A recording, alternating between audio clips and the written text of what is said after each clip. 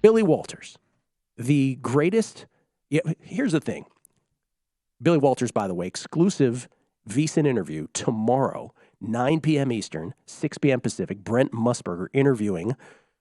And I think the best way to sort of give context to Billy Walters for those who are unfamiliar is when we were doing Primetime Action, Kelley, you will remember that Roxy Roxborough was adjacent to the studio. I called him in. I'm like, hey, Roxy, let's do a segment. Isaiah got upset about it. But in that segment, Billy Walters had one of the great, Roxy Roxborough had one of the greatest quotes about Billy Walters of all time, which is, was he the greatest sports bettor who ever lived? Oh, no, pardon me. Was he the greatest handicapper who ever lived? Maybe. Was he the greatest sports bettor who ever lived? Unquestionably. Mm-hmm. That is who Billy Walters is. And so many tentacles to this interview that Brent did with Billy Walters. Here's a clip about Billy's relationship with Phil Mickelson. Tell me how you met Phil Mickelson. I met Phil Mickelson in 2006 at the AT&T. I'd made the cut, the amateur cut, which was quite an accomplishment. And I was playing with Frederick Jakobsen, and I happened to be paired in the same group with Phil, and clearly I knew who he was, and I got a real strong impression that he knew who I was, because in the first round of golf we talked about sports from the time we teed off until the time we came in.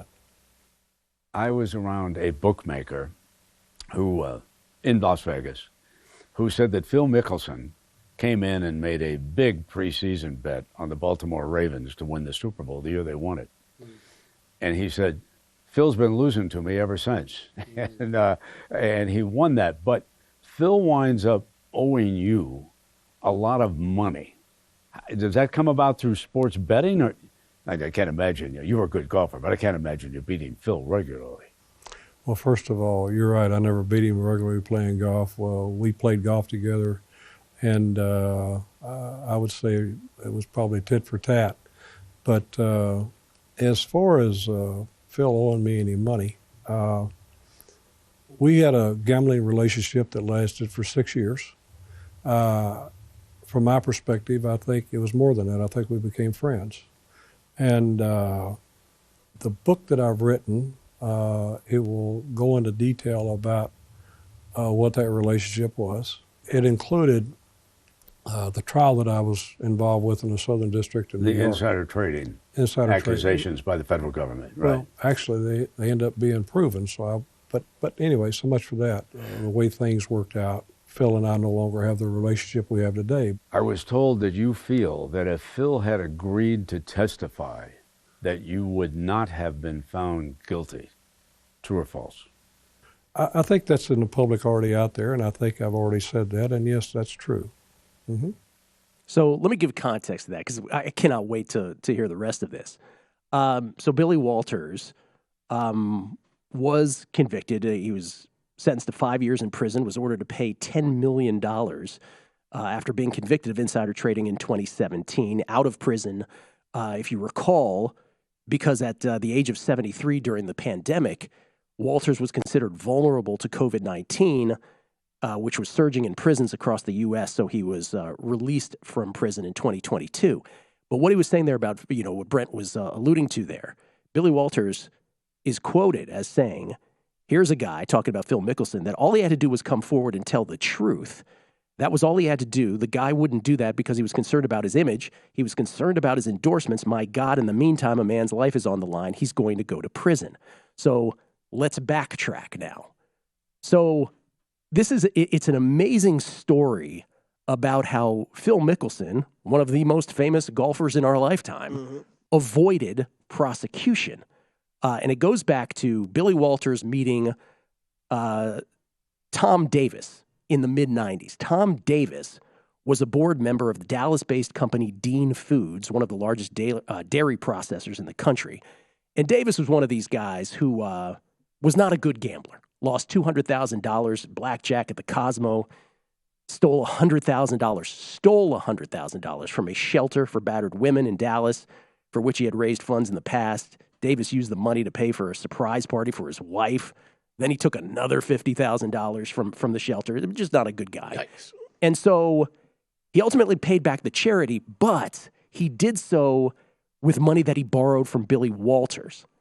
And so in time, he had borrowed over $1 million from Billy Walters. And in 2011, they concocted a scheme, and this was all prosecuted, so I'm not speaking out of turn here, where they were going to really, in essence, and this is what they were convicted for, do some insider trading. Now, insider trading, because Davis was on the board of Dean Foods, he was able to, through a different cell phone, they had a whole system worked out, but essentially, Billy Walters, the federal government proved, was able to profit from either realized or unrealized profits and avoiding losses. Basically, it netted out to $43 million in the end. And so Davis then ends up singing, right? He ends up cooperating because he was up for 120 years in jail or something. So he ends up singing, and that's how the prosecution occurs. Now, here's the thing here's where Phil Mickelson comes in, and this comes into U.S. law, and here's the fascinating part. Insider trading is not is a very vague thing in federal criminal law. It's not, Congress never passed anything specifically worded about insider trading. So you've ended up having prosecutors basically improvising, bringing insider trading cases under other statutes that were, designed for business fraud cases. Anyway, it's not clear what constitutes insider trading. And so you've had different laws. So here's how it happened. So this guy, Tom Davis, is the tipster, the insider. He gives it to Billy Walters, Party B, who's the tippee, the guy getting the insider information. While they're doing all that stuff, which we just documented, Billy Walters, Party B, let's call it Party A, B, and C, is also giving this information to Phil Mickelson, who had befriended. Let's call Phil Mickelson Party C. The reason that Phil Mickelson didn't get prosecuted is because he lucked out into a window of time. Just prior to this case being tried in courts, there was a different case in New York where they determined that if you were Party C, meaning you had no contact with the actual insider, that it went through another party. Right. Little game that you couldn't get prosecuted. And so Phil Mickelson and the Billy Walters case got prosecuted right after that was established.